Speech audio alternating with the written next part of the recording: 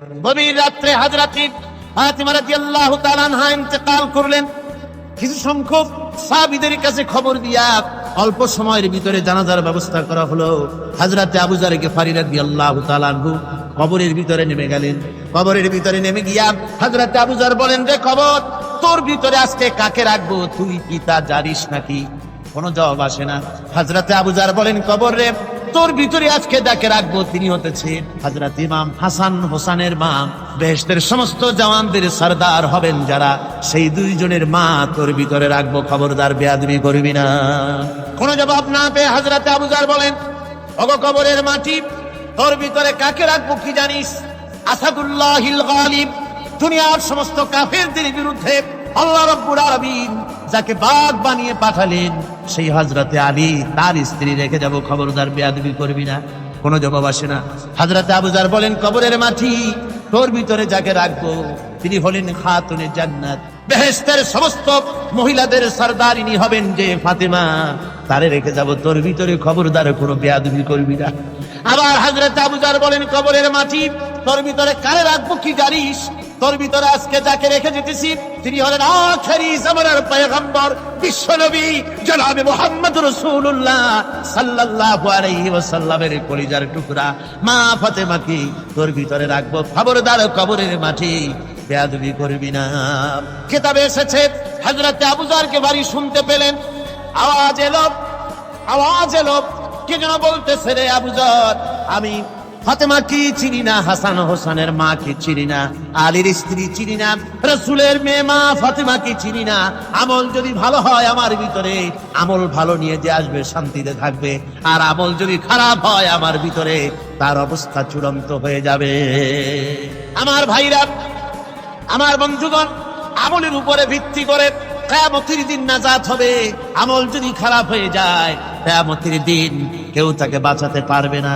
এই জন্য কিয়ামতের ময়দানে, হাসরের দিনে আল্লাহর হাবিব জনাবে মুহাম্মদ রাসূলুল্লাহ সাল্লাল্লাহু আলাইহি ওয়াসাল্লাম সিজদায় পড়ে কাঁদতে থাকবেন। আল্লাহ রাব্বুল আলামিন বলেন, হাবিব রে, আপনি কাঁদেন কেন?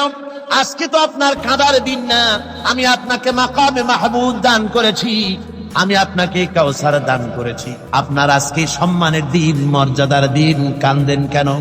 আল্লাহর হাবিব বলবেন, রব্বুল আলামিন, মাকামে মাহমুদ পেয়েছি, কাউসার পেয়েছি, কান্দি এই জন্য আমি দেখতে পাচ্ছি আবার সামনে দিয়া ফেরেশতারা আমার উম্মতগুলি জাহান্নামের দিকে নিয়ে যায়। আল্লাহ রাব্বুল আলামিন বলবেন, ওগো আমার হাবিব, আমি আপনাকে ক্ষমতা দিলাম, আপনার জান্নাতি উম্মতগুলি আপনি বেছে নেন। আল্লাহর হাবিব তার জান্নাতের উম্মতগুলি বাঁচতে থাকবেন।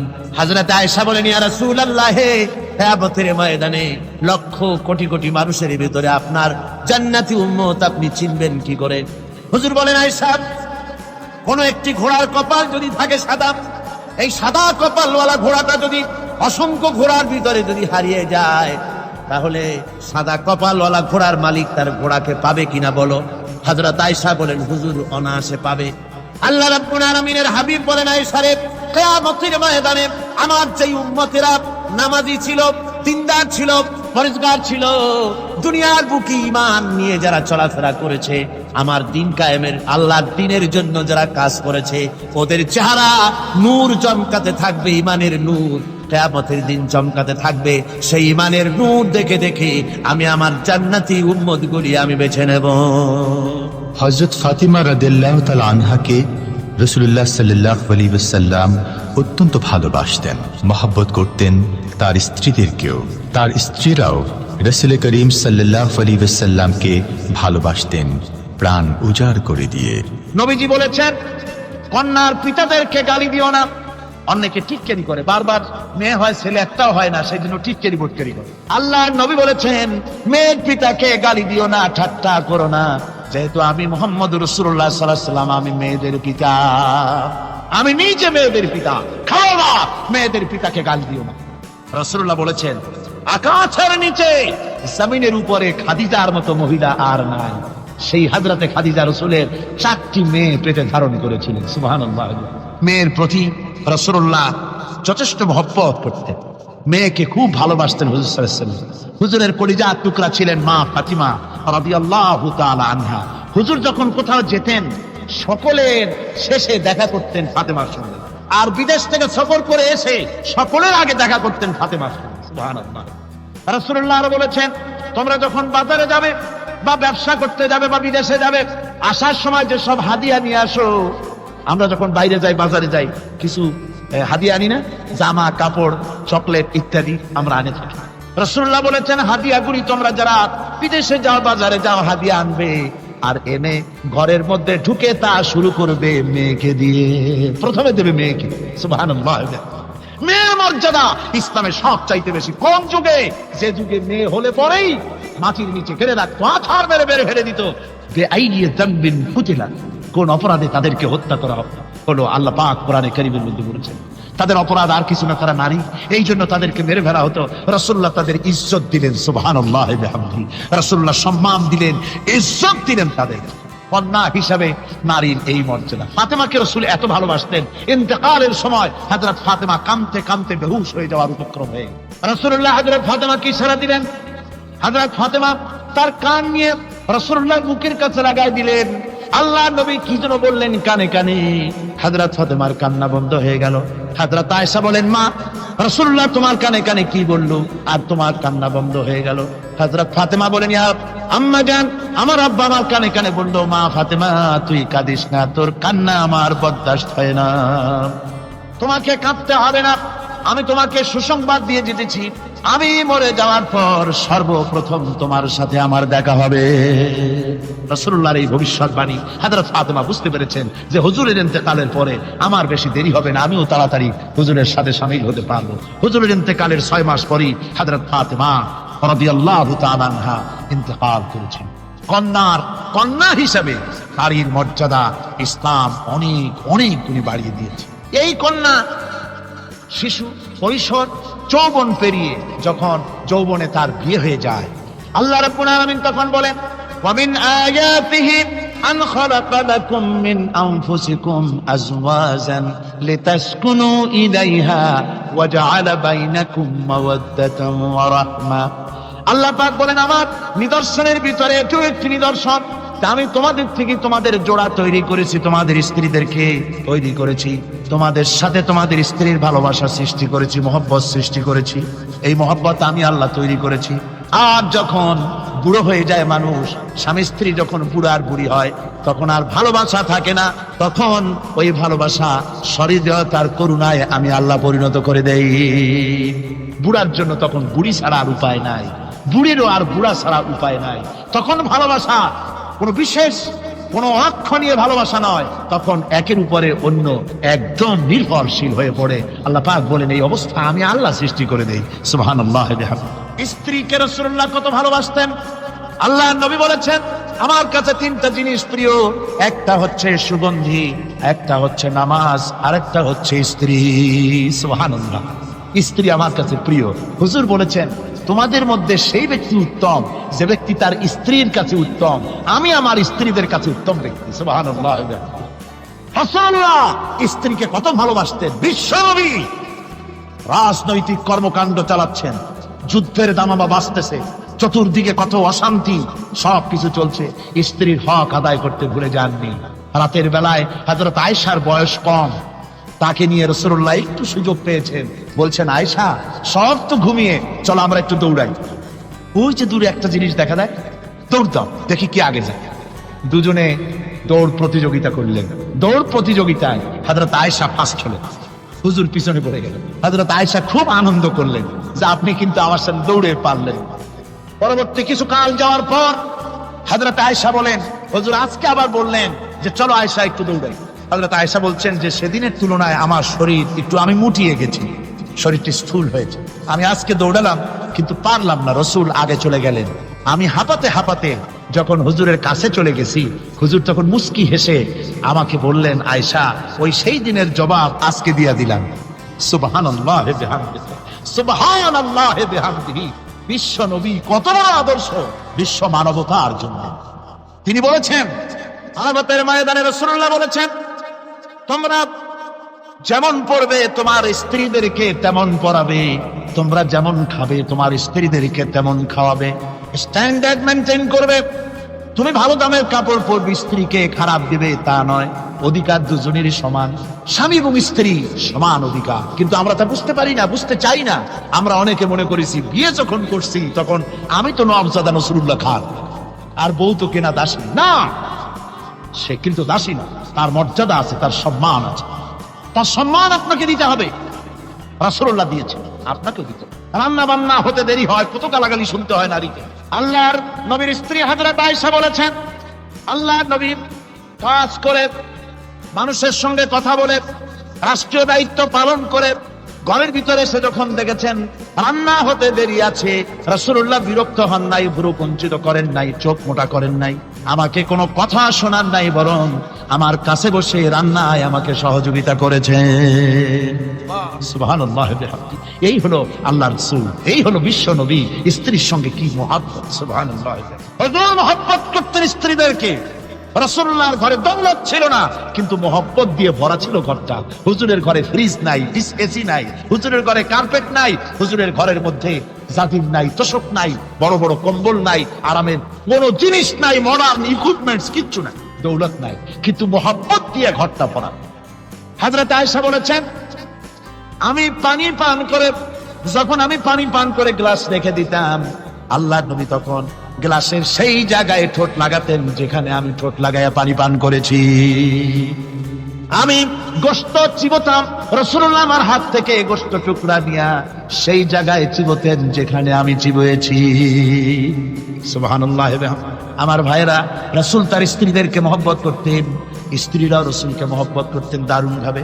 একবার হযরত আয়েশা সিদ্দিকা রাদিয়াল্লাহু তাআলা আনহা হুজুরকে গোসল করাতে ছিলেন, মাথার উপরে পানি ঢালতেছেন, হুজুর একটা চকির উপরে বা একটা তক্তার উপরে বসা আছে।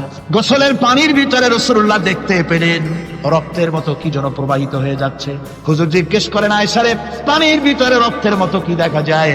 হযরত আয়েশা বলেন, হুজুর আপনি যখন বসেছিলেন অসতর্ক মুহূর্তে তক্তার নিচে আমার একটা আঙ্গুল পড়েছিল পায়ে, আঙ্গুলটা ফেটে বোধহয় রক্ত বেরোতেছে। রাসূলুল্লাহ তাড়াতাড়ি করে উঠলেন আর ওই আঙ্গুলকে ব্যান্ডেজ করে দিলেন। রাসূলুল্লাহ বললেন, আয়েশা রে, আঙ্গুল ফেটে গেছে, একটু আহাহু পর্যন্ত করলে না, এতক্ষণ তুমি কষ্ট করলে কেন? হযরত আয়েশা বলেন, ইয়া রাসূলুল্লাহ, ওটা তো একটা পায়ের আঙ্গুল। আয়েশার কলিজাটা ফেটে যদি রক্ত বেরোতো, রাসূলুল্লাহকে উঠতে বলতে আমি পারতাম না। কি মহব্বত রাসূলের সাথে! হযরত আয়েশা বলেন, রাসূল সাল্লাল্লাহু আলাইহি ওয়াসাল্লাম স্ত্রীদেরকে এত ভালোবাসতেন। আমাদের ঘরে গোশত টোস্ত তেমন রান্না বান্না খুব কম হতো।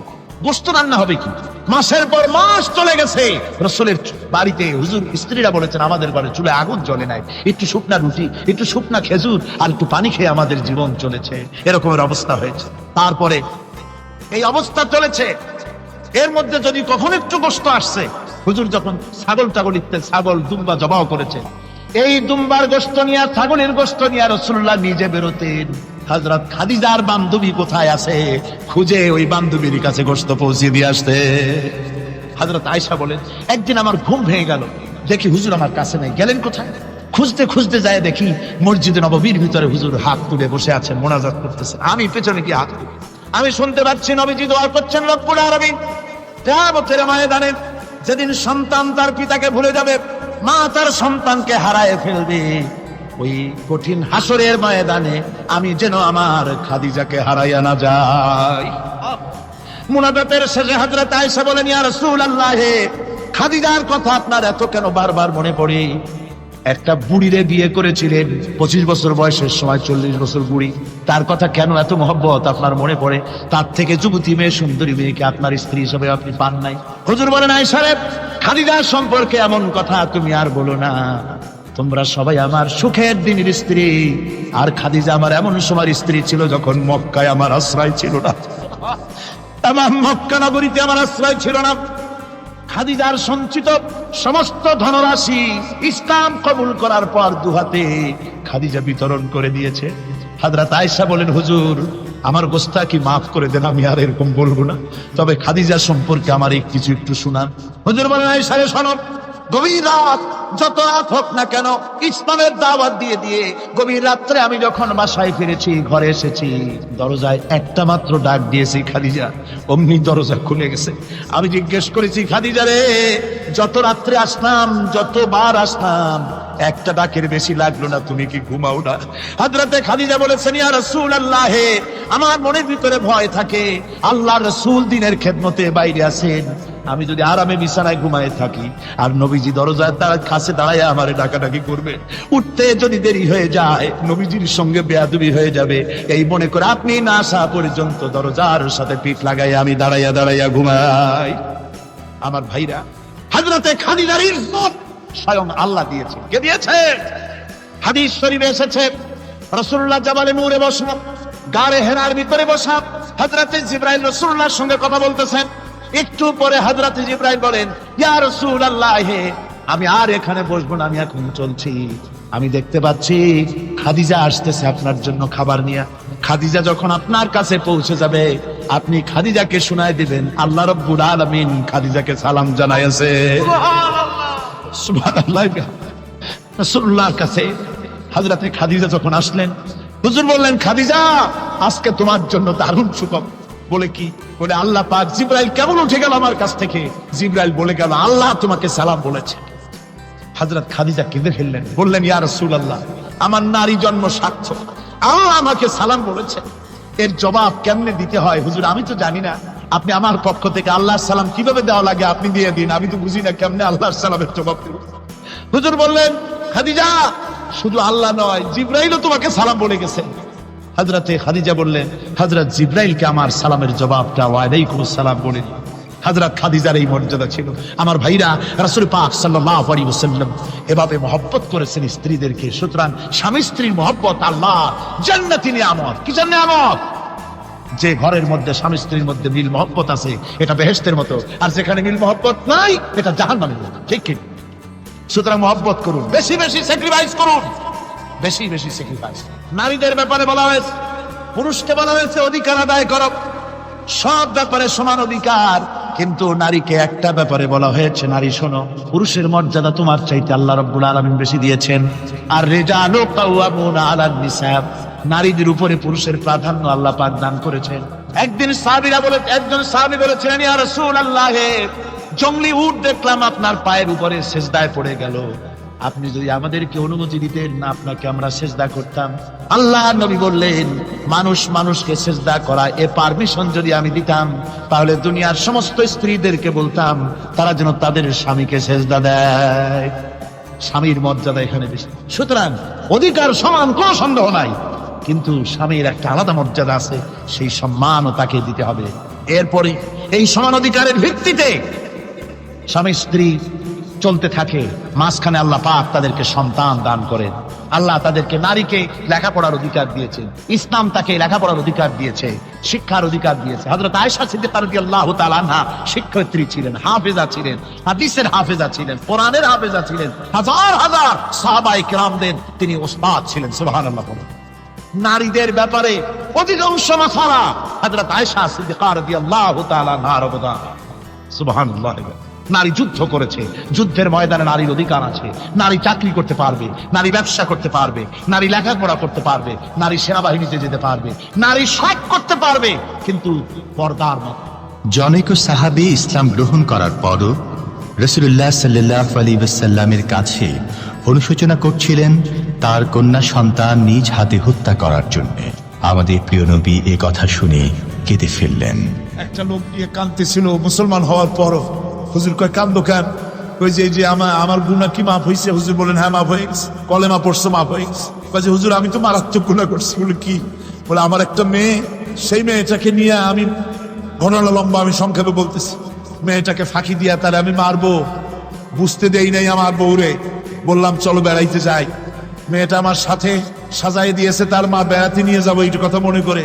মেয়েটা কদ্দূর যায়, আবার আব্বা আব্বা বলে আমার দিকে ফিরে আসে, আবার পিছনে থাকে, আবার আব্বা আব্বা বলে জড়ায় ধরে।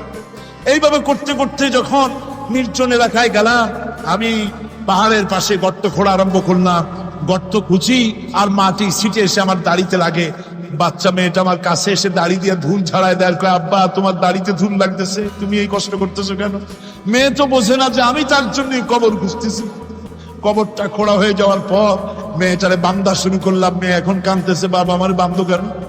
আমি তারে বাইধা জোরে ওর মধ্যে নিক্ষেপ করে দিলাম।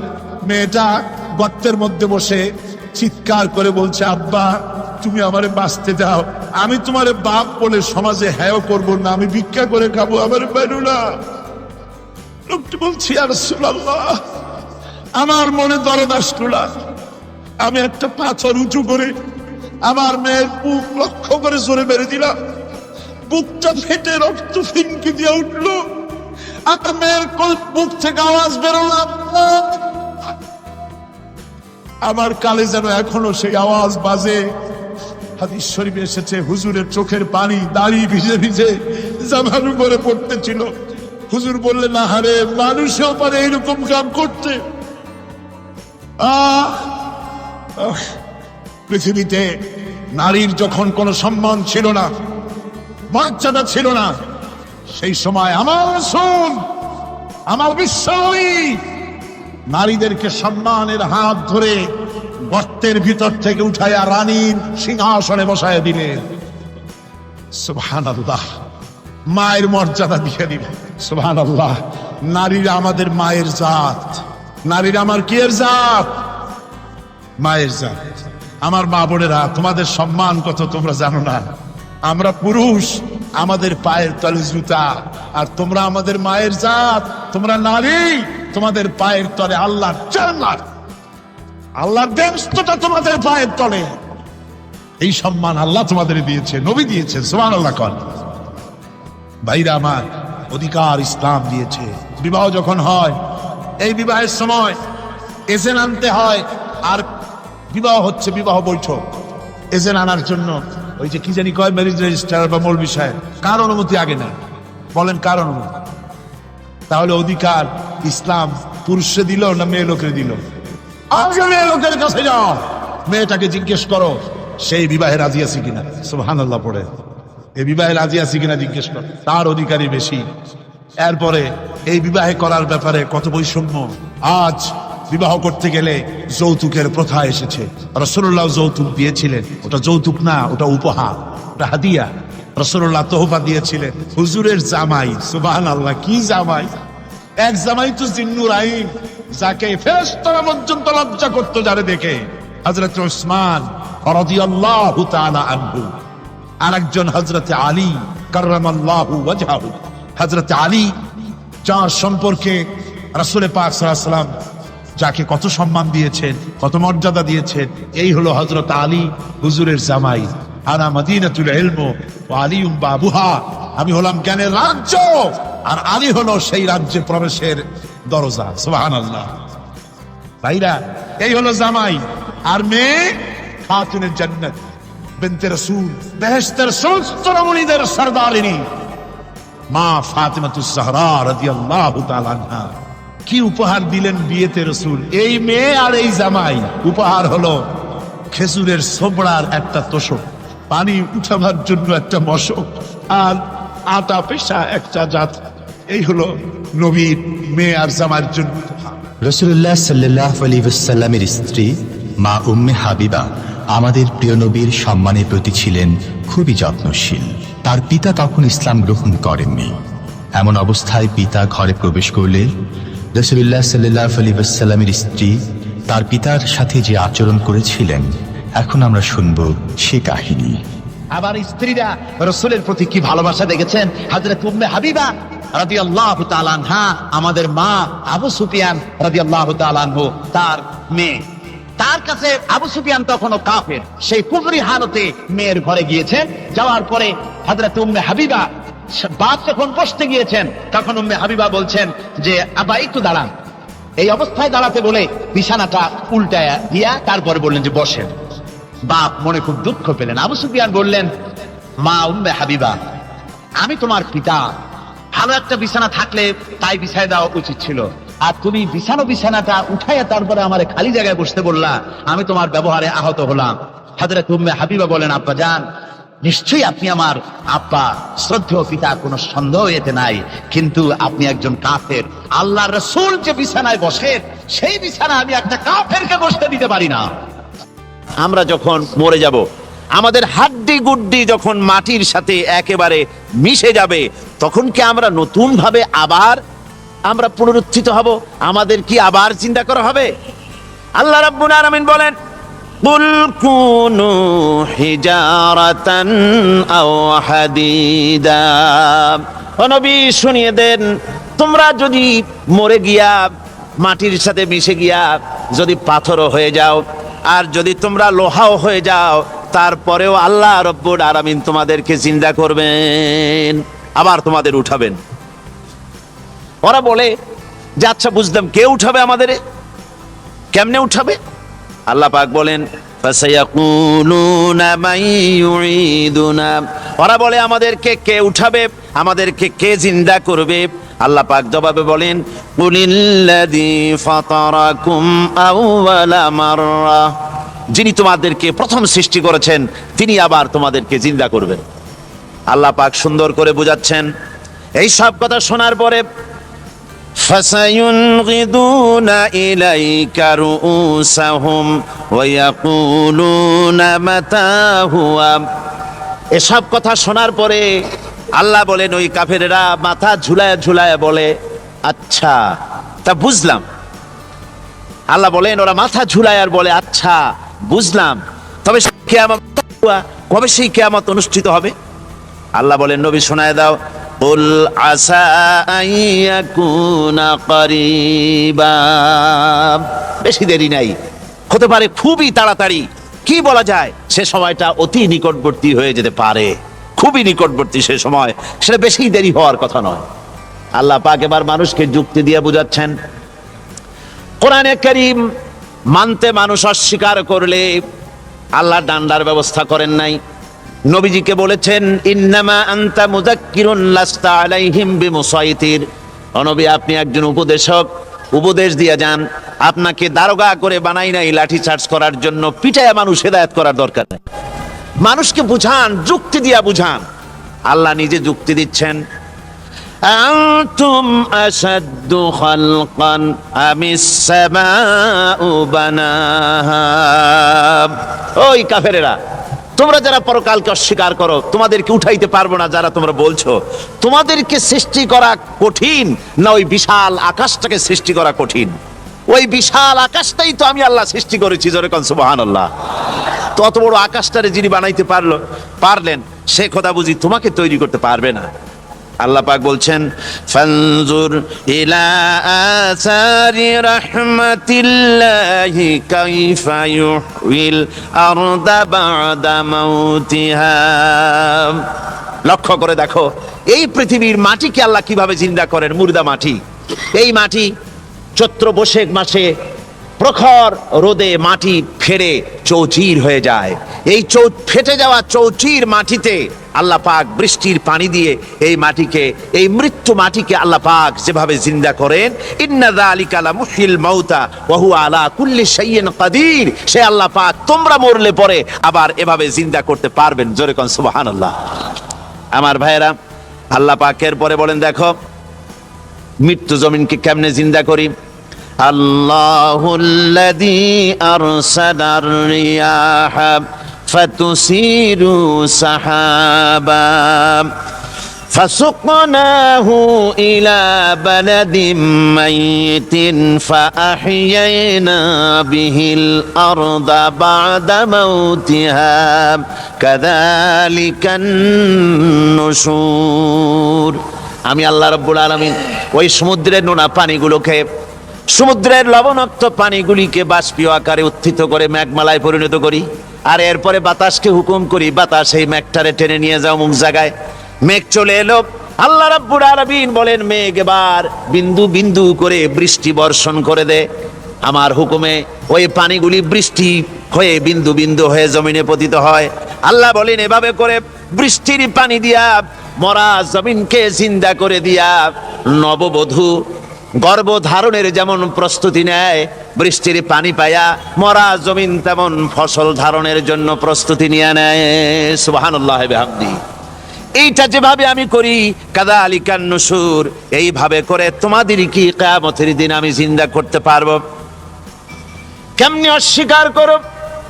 কাইফা তাকফুরুনা বিল্লাহি ওয়া কুনতুম আমওয়াতান ফাহইয়াকুম সুম্মা ইউমীতুকুম সুম্মা ইলাইহি তুরজাউন। কি করে তুমি আমাকে, আমি আল্লাহকে অস্বীকার করো? কুনতুম আমওয়াতান, তুমি ছিলে নিষ্প্রাণ, ফাহইয়াকুম, এরপরে আমি তোমাকে জিন্দা করলাম, সুম্মা ইউমিতুকুম, এরপরে তোমাকে আমি মৃত্যু করব, সুম্মা ইউহয়িকুম, এরপরে তোমাদেরকে আবার আমি জিন্দা করব, সুম্মা ইলাইহি তুরজাউন, এরপরে তোমাদের সকলকেই আমার কাছে ফিরে আসতে হবে। দেখেন না, আমরা যখন মানুষকে কবরে রাখি, কবরে রাখা তারপরে উপরে মাটি দিয়ে কি বলেন আপনারা?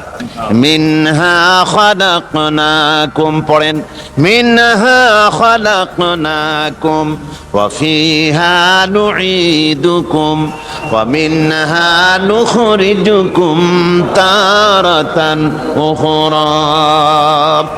এ বান্দা, এই মাটি দিয়া তোরে তৈরি করা হয়েছিল, এ মাটির ভিতরে রেখে গেলাম, আবার এই মাটি থেকে আল্লাহ রব্বুল আলামিন তোমারে জিন্দা করবেন। কিয়ামতের ময়দানে সকলকে উঠতে হবে সেখানে আল্লাহর দরবারে। আল্লাহ পাক বলছেন, বান্দা কেমনে অস্বীকার করো? ইন কুনতুম ফি রাইবিম মিনাল বা'স ফাইন্না খালাকনাকুম মিন তুরাব। পরকালকে যারা অস্বীকার করো, কিয়ামতে উঠতে হবে, এটাকে কিভাবে অস্বীকার করো? চিন্তা করে দেখো, তুমি নিষ্প্রাণ মাটি ছিলে, সেই মাটি দিয়েই আমি তোমাকে তৈরি করেছি। আবার আল্লাহ পাক মানুষকে আরো বুঝান, কিয়ামত আছে, পরকাল হবে, আল্লাহর দরবারে উঠতে হবে। আলাম ইয়াকুন নুতফাতাম মিন মানিজ্জিয়ুমনা, তুমি কি মাতৃগর্ভে নিক্ষিপ্ত এক ফোঁটা পানি ছিলে না? সুম্মা কানা আলাকাতান ফাখালাকা ফাসাওয়া, এরপরে তোমাকে মাংসপিণ্ডে, জমাট রক্তে মাংসপিণ্ডে পরিণত করা হলো, এরপরে তোমাকে সুন্দর করে তোমাকে সুগঠিত করা হলো। ফাজআলা মিনহু যাওজাইনি যাকারা ওয়াল উনসা, এরপরে মাতৃগর্ভের ভিতরে আমি এটাকে পুরুষ বানালাম, কন্যা সন্তান অথবা পুত্র সন্তানে পরিণত করলাম। এইটা যে পেরেছে, যিনি পেরেছেন, আলাইসা যালিকা বিকাদিরিন আলা আইয়ুহিয়াল মাউতা, সে আল্লাহর পক্ষে কি সম্ভব নয় যে তোমার মৃত্যুর পরে তিনি আবার জিন্দা করতে পারবেন? কি বলেন সম্ভব না? তিনি পারবেন না? নিশ্চয়ই তিনি আবার কিয়ামতের মাঠে আমাদেরকে হাজির করতে পারবেন, এতে কোনো সন্দেহ নাই। আল্লাহ পাক সেই জন্য এখানে বলতেছেন যে ওরা বাল কাযযাবু বিসাম, ওরা আসলেই পরকালকে অস্বীকার করেছে। আপনি যে নবী, এতে কোনো সন্দেহ নাই। আপনি খানা খান, আপনি বাজারে যান, এটাই মূল আপত্তির বিষয় না। মূল কথা হলো তারা পরকালকে অস্বীকার করেছে। আল্লাহ পাক বলেন, ওয়া আন্নাস সাআতা আতিয়াতুন লা রাইবা ফিহা, অবশ্যই সে সময় আসবে, সে কিয়ামত আসবেই, এতে কোনো সন্দেহ নাই। ওয়া আন্নাল্লাহা ইয়াবআসু মান ফিল কুবুর, আর আল্লাহ পাক তিনি কবরের মধ্যে অন্তর্হিত যা কিছু আছে সবাইকে কিয়ামতের দিন আল্লাহ পাক ময়দানে উঠাবেন। কিয়ামতে আল্লাহর দরবারে সকলকে হাজির হতে হবে। আমার বন্ধুগণ, আল্লাহ পাক বলেন, وَلَقَدْ خَلَقْنَا الْإِنسَانَ مِنْ سُلَالَةٍ مِنْ طِينٍ। লক্ষ্য করো, তুমি ছিলে মাটির নির্যাস থেকে তোমাকে তৈরি করা হয়েছে। শুধু মাটির নির্যাস থেকে তোমাকে কোনো মডেল ছাড়া, কোনো ধরনের আদর্শ ছাড়া, কোনো ধরনের নমুনা ছাড়া তোমাকে সৃষ্টি করা হলো। সুম্মা জাআলনাহু নুতফাতান ফি কারারিম মাকিন, এরপরে মাতৃগর্ভের একটা অত্যন্ত সুরক্ষিত জায়গায় তোমাকে সংরক্ষণ করা হয়েছিল। সুম্মা খালাকনান নুতফাতা আলাকাতান ফাখালাকনাল আলাকাতা মুদগাম, রক্তপিণ্ডকে, নাপাক পানিকে জমাট রক্ত করেছি, জমাট রক্তকে আমি আবার গোস্ত পিণ্ডে পরিণত করেছি। فكسونا العظام لحما। এরপরে সুন্দর করে চামড়া দিয়া গোশত দিয়ে একটা আকৃতি তোমাকে দান করেছি। সুম্মা আনশানাহু খালকান আখারা ফাতাবারাকাল্লাহু আহসানুল খালিকিন। এরপরে সুন্দর একটা বিশেষ একটা আকৃতি দিয়ে তোমাকে আমি সুন্দর করে সুগঠিত করে তোমাকে তৈরি করেছি। সুম্মা ইন্নাকুম বাদা যালিকা লামাইতুন। এরপরে আমি আল্লাহ রাব্বুল আলামিন তোমাকে মৃত্যু দেব, অবশ্যই তোমাকে মৃত্যুবরণ করতে হবে। সুম্মা ইন্নাকুম ইয়াউমাল কিয়ামাতি তুবআসুন। এরপরে কিয়ামতের দিন আসবে, ওই বিশেষ মুহূর্ত আসবে, সেই নির্দিষ্ট সময় আসবে, ওই কিয়ামতের মাঠে আল্লাহর দরবারে তোমাদের সকলকে উঠতে হবে, কোনো সন্দেহ তাতে নাই। আল্লাহ পাক বলছেন وَأَعْتَدْنَا لِمَنْ كَذَّبَ بِالسَّاعَةِ سَعِيرًا। আমার এই পরকালকে, এই আখিরাতকে, কিয়ামতের দিনকে যারা অস্বীকার করবে, যারা মিথ্যা মনে করবে, আমি তাদেরকে জ্বলন্ত আগুনের শাস্তি তাদের জন্য রেখেছি। জোরে বলেন নাউজুবিল্লাহ। সেই কিয়ামত যে দিনটা আল্লাহ পাক মানুষের জন্য রেখেছেন, সেই কিয়ামতের অবস্থা বড়ই মারাত্মক। মানুষেরা তা জানে না। মানুষ যদি তা বুঝতে পারতো, জানতে পারতো, তাহলে মানুষেরা গুনাহের কাজ করতে পারতো না। আপনারা কি চিন্তা করেন, ওই যে কাফেরগুলি মক্কার জীবনে রাসূল পাক সাল্লাল্লাহু আলাইহি ওয়াসাল্লামের মক্কি জিন্দেগিতে যে সমস্ত মানুষগুলি চুরি করতো, ডাকাতি করতো, জিনা করতো, বদমাশি করতো, মানুষ হত্যা করতো, এই লোকগুলি ফিরে আসলো কিসের কারণে? তাদেরকে এই আখিরাতের কথা বলা হয়েছে, এই পরকালের কথা বলা হয়েছে।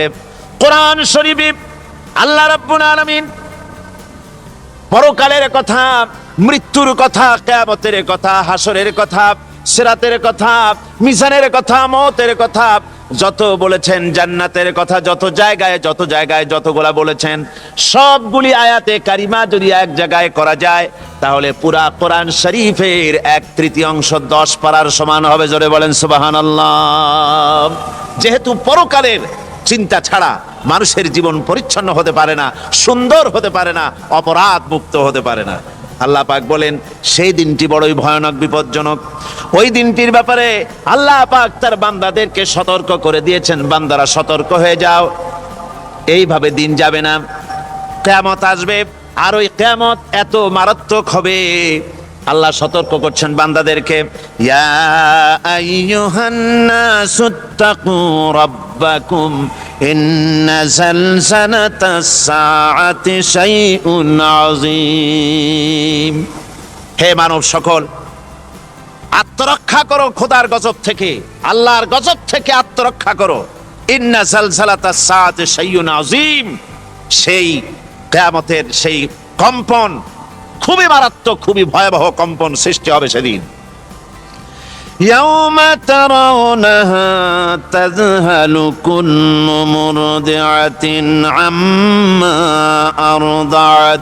সেদিন দেখতে পাবে স্তন্যদায়িনী মা, যে মা তার সন্তানকে দুধ দেয়, ওই মাও তার দুধের বাচ্চার কথা ভুলে যাবে, মনে থাকবে না।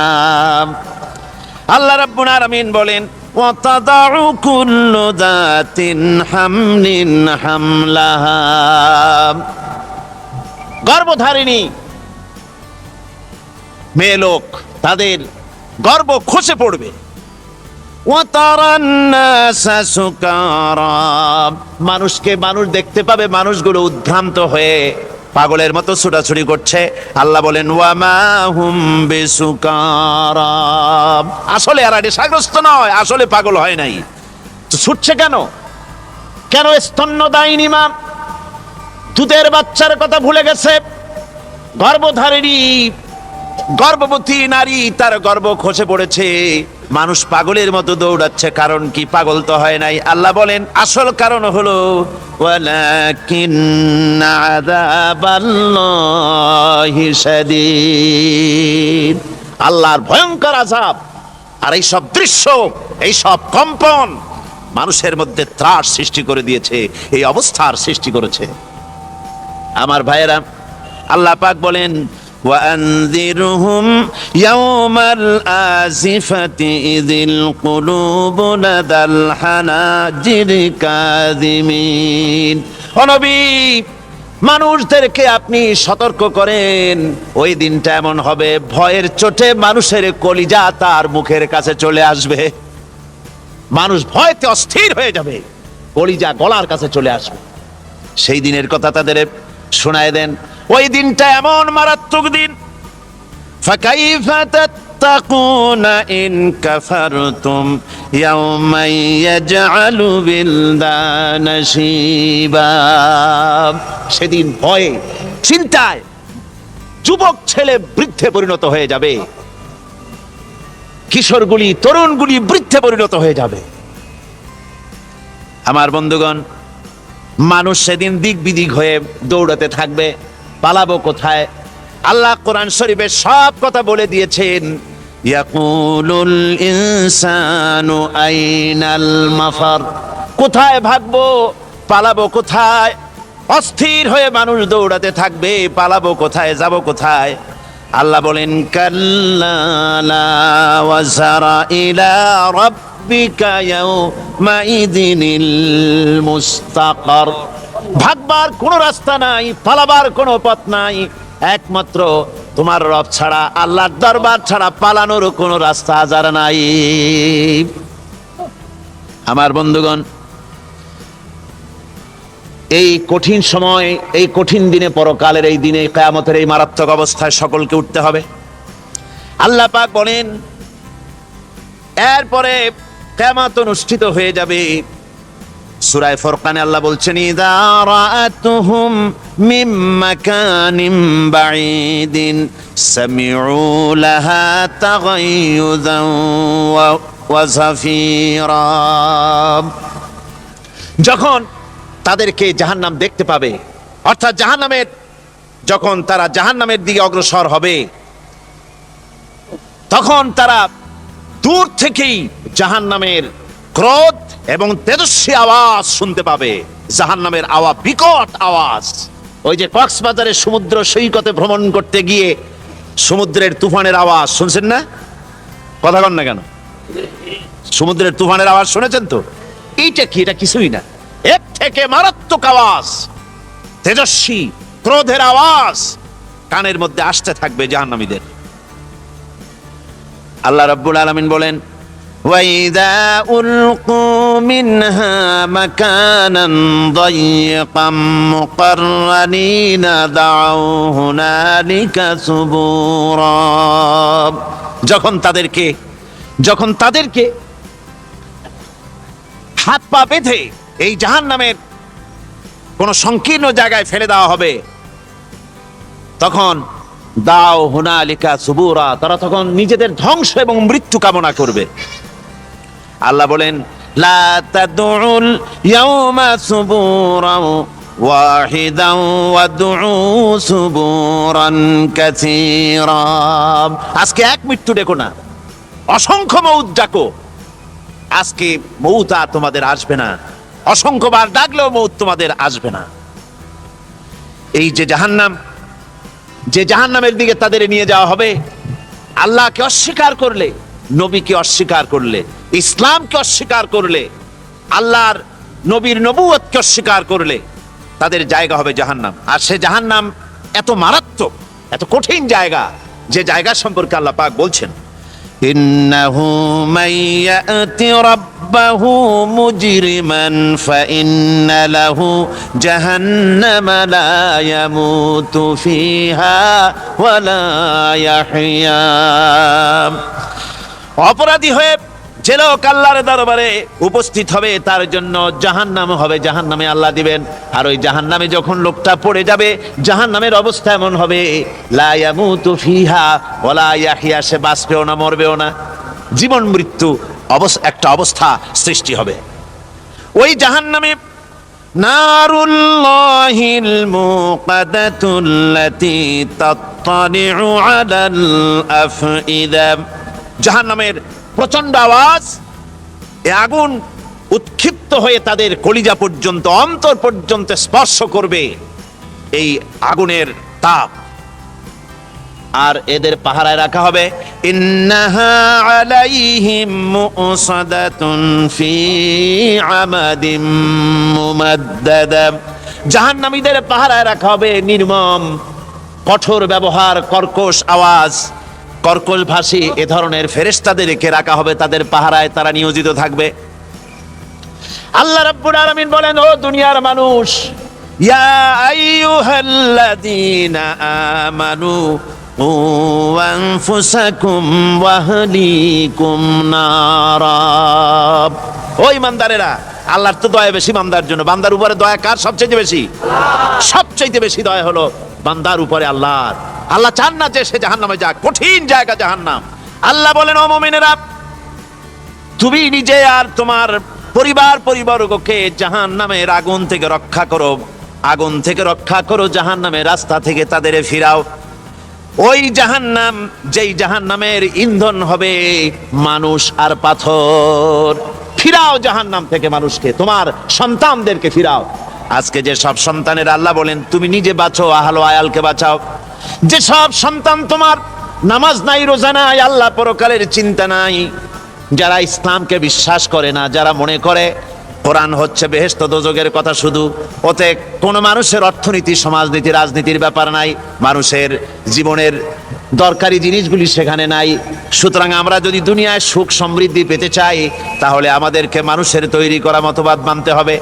এইভাবে ছেলেরা যখন মানুষের তৈরিকার মতবাদের দিকে যখন দৌড়ায়, মা বাপ যদি তাদেরকে না ফিরায়, জাহান্নাম থেকে বাঁচাবার জন্য যদি চেষ্টা না করে, কিয়ামতের দিন ওই সন্তানেরা জাহান্নামে, যখন জাহান্নামের অর্ডার তাদের হয়ে যাবে, তারা বলবে, রব্বানা আরিনাল্লাযাইনি আদাল্লানা, হে আমার প্রভু, কে আমাদেরকে গোমরাহ করে দিল, মিনাল জিন্নি ওয়াল ইনসে, জিনের ভিতর থেকে, মানুষের ভিতর থেকে, আমাদের নেতারা, আমাদের মা বাপ, আমাদের মুরব্বী, কারা আমাদেরকে বিভ্রান্ত করলো, তোমার রাস্তা থেকে সরায় দিল, ওরা কই?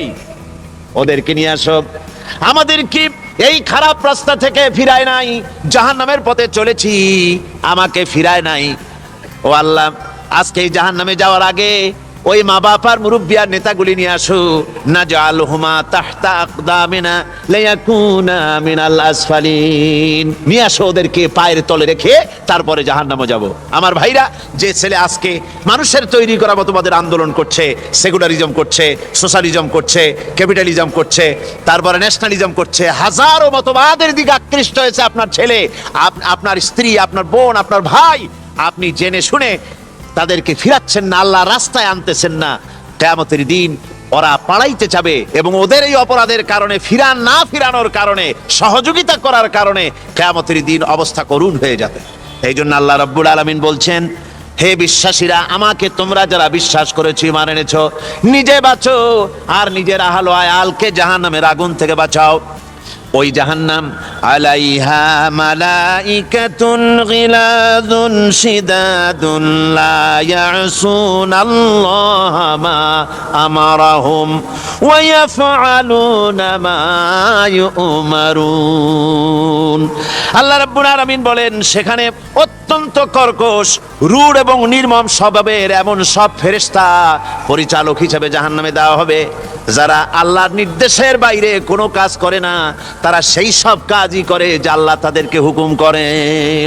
তাদেরকে অনুরোধ করে, দরখাস্ত করে কোন রকম তাদের কাছ থেকে কোনো কৃপা, কোনো করুণা, কোনো মহব্বত কিছুই পাওয়া যাবে না। অত্যন্ত কর্কশ, রূঢ় মেজাজের ফেরেশতা সেখানে পরিচালক হিসেবে দেওয়া হবে। আর ওই জাহান্নামীদেরকে, যারা জাহান্নামে যাবে কিয়ামতের দিন, ফাল্লাযীনা কাফারু কুত্তিআত লাহুম সিয়াবুম মিন নার, আগুন দিয়ে কেটে তাই দিয়ে পোশাক তৈরি করে দেওয়া হবে, আগুনের পোশাক পরিয়ে দেওয়া হবে। আগুনের পোশাক গায়ে পরিয়ে দেওয়ার পরে, কুল্লামা নাদিজাত জুলুদুহুম বাদদালনাহুম জুলুদান গায়রাহা, একবার চামড়া পুড়ে যাবে, জাহান্নামের আগুনে চামড়া পুড়ে গলে যাবে, আবার আল্লাহ রাব্বুল আলামিন নতুন করে চামড়া পরিয়ে দিবেন, যাতে করে শাস্তির তীব্রতা অনুভব করতে পারে। জোরে কর নাউযুবিল্লাহ।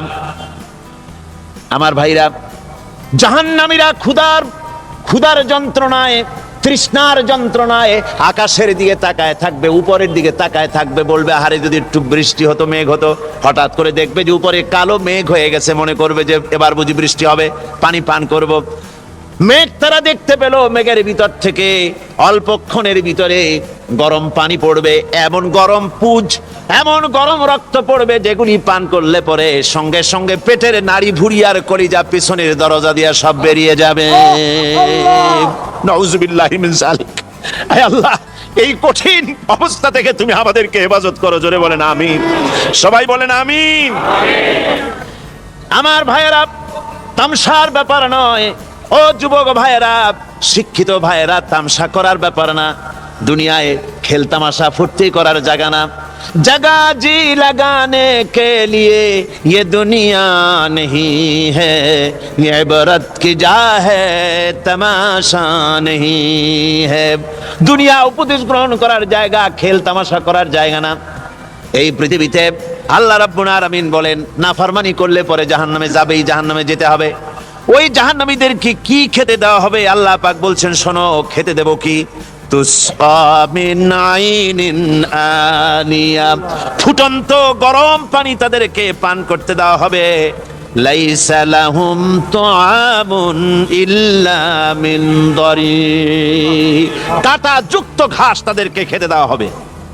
লা ইউসমিনু ওয়ালা ইউগনি মিন জু, এই খাবারে তাদের শরীর পরিপুষ্ট হবে না, আর ক্ষুধাও নিবৃত্ত হবে না। আমার বন্ধুগণ, এমন কঠিন জাহান্নামের অবস্থা থেকে মাপ পাওয়ার জন্য ইমানের জোশ আসতে হবে, ইমানদার হতে হবে, আর নাফরমানিকে ছেড়ে দিতে হবে। জাহান্নামে যখন মানুষদেরকে নিয়ে যাওয়া হবে, জাহান্নামীদেরকে, ইযা উলকু ফিহা সামিউ লাহা শাহীকান ওয়া হিয়া তাফুর, যখনই খোদাদ্রোহীদেরকে জাহান্নামের দিকে নিয়ে যাওয়া হবে, আজ তো খুব মাতবাড়ি, কত ভক্ত আছে, তারপরে কত শক্তি, কত কিছু, কিন্তু আল্লাহর দরবারে যখন হাজির হবে, কোনো শক্তি তখন কাজে লাগবে না, কোনো শক্তি কাজে লাগবে না। জাহান্নামে যখন তাদেরকে নিয়ে যাওয়া হবে, জাহান্নাম তখন গোসায় ফেটে পড়তে থাকবে, জাহান্নামের ভিতর থেকে গর্জন আসতে থাকবে, তাকাদু তামাইয়াজু মিনাল গায়জ, জাহান্নাম যেন গোসায় ফেটে পড়তে চাইবে। কুল্লামা উলকিয়া ফিহা ফাওজুন সাআলাহুম খাজানাতুহা আলাম ইয়াতিকুম নাদির, জাহান্নামের পরিচালক বলবে, ও আল্লাহর বান্দা, কেন আজ জাহান্নামে আসলি, কেন দোজখে আসলি? আলাম ইয়াতিকুম নাদির, তোর কাছে কি কোনো ভীতি প্রদর্শক কেউ যায় নাই? কোন নবীর কথা কি শোনো নাই? কোরআনের কথা কি শোনো নাই? হাদিসের কথা কি শোনো নাই? জাহান্নামে কেন এলি? এত বড় খারাপ জায়গা কেন আসলি? শোনো নাই কি? কোনো ভয় দেখানো কেউ কি সব সতর্কবাণী শোনায় নাই? বেঈমানেরা বলবে, ক্বালু বালা ক্বাদ জাআনা নাযীর, হ্যাঁ, আমাদের কাছে এসেছিল, আমাদের কাছে ভীতি প্রদর্শনকারী এসেছিল। ফাকাযযাবনা ওয়া কুলনা মা নাযালাল্লাহু মিন শাই, এসেছিল কিন্তু আমরা বলেছি বেটা মিথ্যে কথা বলে। জোরে কর নাউজুবিল্লাহ। বেটা মিথ্যে কথা বলে। কিসের বেহেশত, কিসের দোজখ? খালি খালি দোজখের একটা ভয় দেখাইয়া দুনিয়ার এই টাটকা সুখগুলি নষ্ট করতে চায় এরা। পয়গম্বরদেরকে এরকম বলেছে, আর আলেমদেরকেও যখন কোরআন হাদিস থেকে বলা হয় তখন বলে, আরে জানি দোজখের কথা কইতে, দোজখ কিসের? আর বেহেশত সে তো এক অসভ্য উদ্যান। জোরে কর নাউজুবিল্লাহ। এমনি করে তারা তামসা করে। ওরা বলবে, আমরা এসেছিল ভীতি প্রদর্শনকারী, আমরা মিথ্যে মনে করেছি, বলেছি ওটা মিথ্যে কথা, আর বলেছি আল্লাহ এই ধরনের কিছু নাজিল করেন নাই। জাহান্নামীরা বলবে, ওয়াকালু লাউ কুন্না নাসমাউ আও নাকিলু মা কুন্না ফি আসহাবিস সাঈর, আরে লাউ কুন্না নাসমাউ, তার মানে হলো যদি আমরা শুনতাম, অর্থাৎ মানতাম, যদি নবীর কথা মানতাম, কোরআনের কথা যদি মানতাম, আর যদি ভালো করে বুঝতাম, মা কুন্না ফি আসহাবিস সাঈর, তাহলে আজকে এই জাহান্নামের কঠিন শাস্তি আমাদের লাভ পেতে হতো না, জাহান্নাম থেকে বেঁচে যেতে পারতাম। কি সর্বনাশ করলাম, বুঝি নাই, যা কিছু শুনেছি মানুষের কথা মতো শয়তানের ওয়াসওয়াসায় পড়ে তো ভুলই করলাম। সেদিন যতই আফসোস করা হোক না কেন, এই আফসোস কোনো কাজে লাগবে না। قل أذلك خير أم جنة الخلد التي وعد المتقون كانت لهم جزاء ومصيرا। আল্লাহ বলছেন এই সব কথা বলার পরে, জাহান্নামের সব শাস্তির কথা শুনাইয়া আল্লাহ বলছেন, বলেন কুল আযালিকা খায়রুন, এই পরিণতি কি ভালো যে জাহান্নামের পরিণতির কথা বলা হলো? তোমরা যে সমস্ত অবাধ্যতা করতেছো, ঈমান আনতেছো না, নবীকে গালাগালি করছো, ইসলাম মানতেছো না, নাফরমানি করছো, এর পরিণতি যা হবে, আযালিকা খায়রুন, এই পরিণতি কি ভালো? আম জান্নাতুল খুলদিল্লাতী উইদাল মুত্তাকুন, অথবা সেই চিরন্তন জান্নাত যার ওয়াদা করেছেন আল্লাহ পাক মুত্তাকিনদের জন্য, কানাত লাহুম জাযাআন ওয়া মাসীরা, যে জান্নাত হবে তাদের কর্মের প্রতিফল, আর এটাই হবে তাদের মহাযাত্রার শেষ মঞ্জিল। সেই জান্নাত, যে জান্নাত আল্লাহ রেখেছেন মুমিনদের জন্য। কাদের জন্য জান্নাত? মুমিনদের জন্য।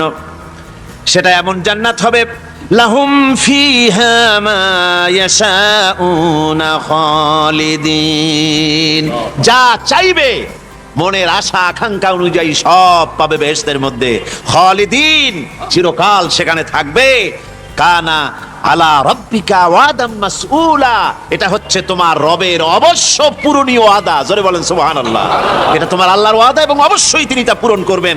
তোমরা জান্নাতে থাকবে, সেখানে যা চাইবে তাই পাবে। একজন বলছিল জান্নাতে যাইয়া যা চাইবো তাই যদি পাই তাহলে তো খুব ভালো কথা। কয় যে হুজুর আমার তো হোক্কা খাওয়ার দারুণ অভ্যাস, তা বেহেশতের মধ্যে হোক্কা পাবো? বুজুর্গ ব্যক্তি বলছেন, আল্লাহর বান্দা, বেহেশতে যাইয়া যদি তুমি হোক্কা খাইতে চাও তো আল্লাহ তোমার হোক্কা দিবেন, কিন্তু আল্লাহর কসম করে বলতে পারি বেহেশতে যাইয়া এমন পচা জিনিস খাওয়ার তোমার ইচ্ছে জাগবে না। এত ভালো জিনিস তুইয়া এই পচা জিনিস খাওয়ার ইচ্ছা তোমার জাগবে না মনের ভিতরে। বেহেশত আল্লাহ রাব্বুল আলামিন মুমিনদের জন্য রেখেছেন। আমার ভাইরা, সে বেহেশতের বর্ণনা কোরআনে কারীমের মধ্যে আল্লাহ দিয়েছেন। একদিকে জাহান্নাম, কোরআনের বর্ণনা কত সুন্দর। জাহান্নামের কথা শুনতে শুনতে লোকেরা আল্লাহর ভয়তে হতাশ হয়ে যেতে পারে, আল্লাহর ভয়তে। সেই জন্য যত জায়গায় জাহান্নামের বর্ণনা আছে, সাথে সাথে আবার আশার সঞ্চার করার জন্য আল্লাহ জান্নাতের কথা বলেছেন। কাহার এবং জব্বার নাম আল্লাহ যেখানে ব্যবহার করেছেন, সাথে সাথে আবার গাফুর রহিম নাম ব্যবহার করেছেন, বান্দা যেন হয়রান হয়ে না যায়। আমার ভাইরা, একদিকে জাহান্নামের এই কঠিন শাস্তির কথা, আবার অপরদিকে আল্লাহ বলেন, শোনো, এমন জান্নাত আমি রেখেছি, মাসানুল জান্নাতিল্লাতী উইদাল মুত্তাকুন, এমন বেহেশত মুত্তাকিনদের জন্য যার ওয়াদা করা হয়েছে, এমন বেহেশত সেটা, ফিহা আনহারুম মিন মাইন গায়রি আসিন, সেখানে এমন সুন্দর স্বচ্ছ পানির ঝর্ণাধারা, সুমিষ্ট পানির ঝর্ণাধারা রাখা হয়েছে। ওয়া আনহারুম মিন লাবানিন লাম ইয়াতাগায়্যার তা'আমুহু, আর সেখানে দুধের ঝর্ণা রাখা হয়েছে যার স্বাদ কখনো নষ্ট হবে না। ওয়া আনহারুম মিন খামরিন লাজ্জাতান লিশ-শারিবিন, আর রাখা হয়েছে পানীয়ের ঝর্ণাধারা যা পানকারীদের জন্য অত্যন্ত সুন্দর হবে, খুবই সুস্বাদু হবে। আর রাখা হয়েছে ওয়া আনহারুম মিন আসালিম মুসাফফা, পরিষ্কার পরিচ্ছন্ন সুস্বাদু মধুর ঝর্ণা। জোরে বলেন সুবহানাল্লাহ। ওয়া সাকাহুম রাব্বুহুম শারাবান তাহুরা, জান্নাতের ভিতরে তোমাদেরকে পান করানো হবে শারাবান তাহুরা, পবিত্র পানীয়।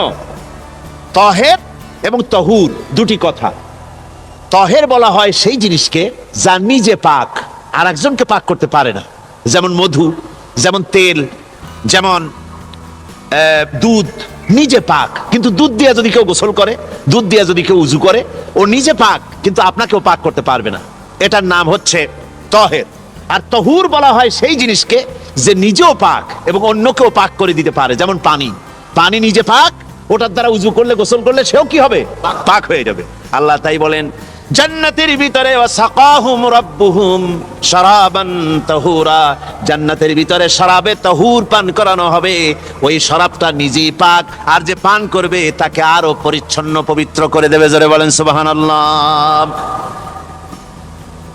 সেই শরাব হবে এমন, খিতামুহু মিস্ক, যার মুখগুলি সুন্দর করে সুগন্ধ জিনিস দিয়ে, সুগন্ধি দিয়ে, মিস্ক দিয়ে আটকানো রয়েছে। তারপরে কি, ওয়াফি যালিকা ফালিয়াতানাফাসিল মুতানাফিসুন। এবার এই শরাব পান করার জন্য, এই পবিত্র পানীয় পান করার